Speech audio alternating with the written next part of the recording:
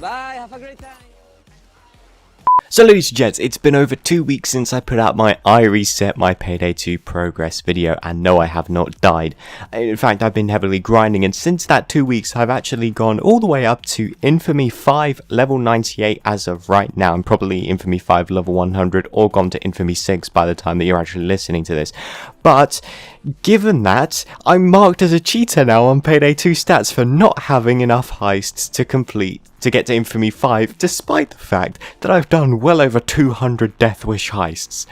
Jesus Christ, they may as well just remove that feature in total. It is broken.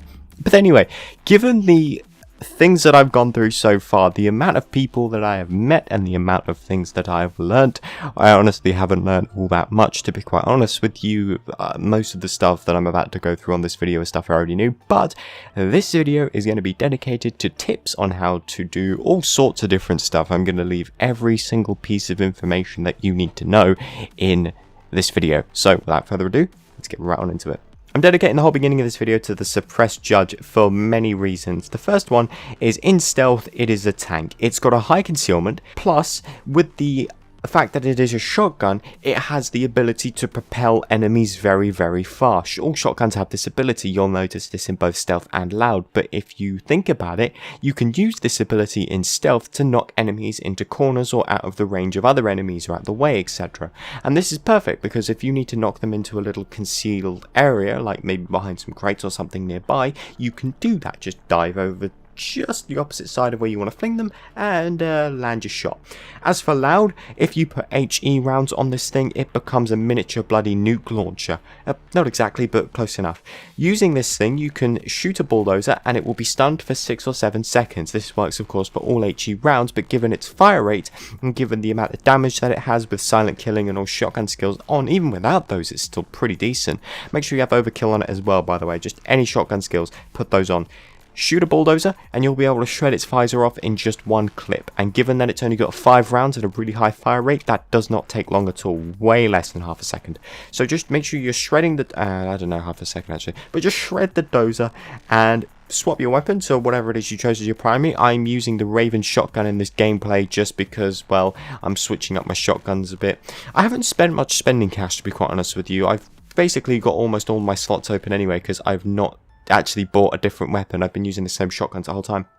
But yeah, shoot bulldozers, that's perfect for it. And for Captain Winters, if you manage to land just the right shots on it, combining all of the damage, you'll be able to take out Captain Winters in around 2 or 3 clips. And if you're doing a high XP heist like Hoxton Breakout, you have a perfect vantage point on Captain Winters. It is brilliant. So I would recommend incorporating your suppressed judge into every single build you make because it's got applications for everything. Now this one I'm actually going to go ahead and practically explain. So I'm sitting in the safe house right now and I'm going to teach you how to bunny hop. So this is actually a pretty simple move. All you really got to do is sprint, and whilst you're sprinting, jump, but during midair, crouch at any time. And you really want to get the movement as early as possible and you'll start bunny hopping. Now what's the reason for this? Well, at this point, that point there, the point at which you are technically crouching in midair but moving at the speed of sprinting, means that you're actually sprinting and crouching at the same time. And this has many benefits in stealth as well as loud, because you get the dodge benefits of sprinting and crouching at the same time. I'm actually unsure if that still exists or is still a thing. I haven't really checked the skills, but I know it has a benefit in stealth because when you're crouching, you have a very tough chance of getting detected.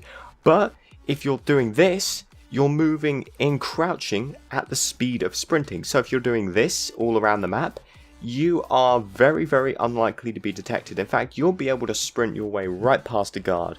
That is how useful this move is. Now, since we're doing practical demonstrations, I may as well show you another thing as well. And if you are looking at my video right now, and if you just compared it to what previously happened with the bunny hopping, I think you already know what I'm about to talk about. Your field of view. Now, if you actually look at this, this is disgusting. This is clunky. This is awful. This is awful. Look at this. Look, what is that? That is just a disgusting field of view. If you agree with me, then you should know that this is actually the default field of view for Payday 2, and it really shouldn't be. So to get more of a range of view, go to options, go down to video, go to advanced, and change your FOV adjustment to max. This is the maximum FOV that you can get by default in Payday 2, and it is pretty good, but I have a mod installed, and if I remember to link it in the description, I will. Custom FOV, the rest of them are pretty snazzy as well, but if we go to custom FOV and we change that, I believe this is a multiplier on the current field of view, you can get an even higher field of view than what you'd normally get. Now, I highly recommend this. This is a mod that I cannot recommend more for Payday 2 because of its, well, usefulness. Now, in a lot of cases, you can actually see a little bit of clipping on the arm there. Makes it look a little unrealistic. And yeah, it does look unrealistic in some cases. But it gives more of a range of view. It allows you to see more degrees in front of you. So it is highly recommended by myself.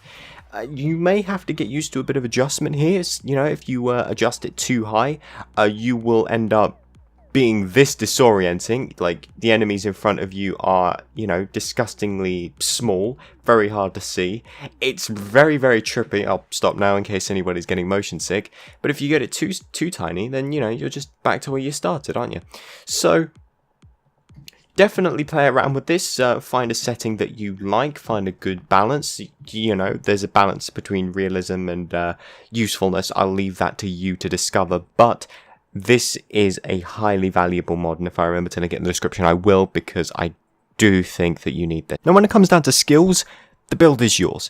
I can't tell you specifically what builds are the best in the game, because it all depends on your skills, how you play the game. I personally prefer tank, shotgun, silent killing builds, and you see me using those a lot in my videos.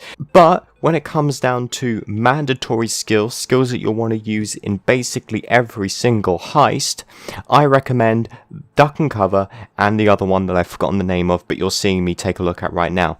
There is a YouTuber known as Stealthy M who did a video on mandatory skills for loud missions, and I'm actually going to go ahead and play a bit of his video right now.